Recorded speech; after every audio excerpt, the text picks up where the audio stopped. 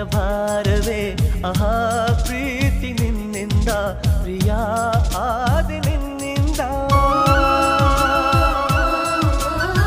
ಸಾಗರವು ಹುಣ್ಣಿಮೆಯು ಜಿಗಿಯುವುದೇ ಪ್ರೀತಿಸಲು, ಮಲ್ಲಿಗೆಯು ಗಂಧವು ಬೆರೆಯುವುದೇ ಪ್ರೀತಿಸಲು.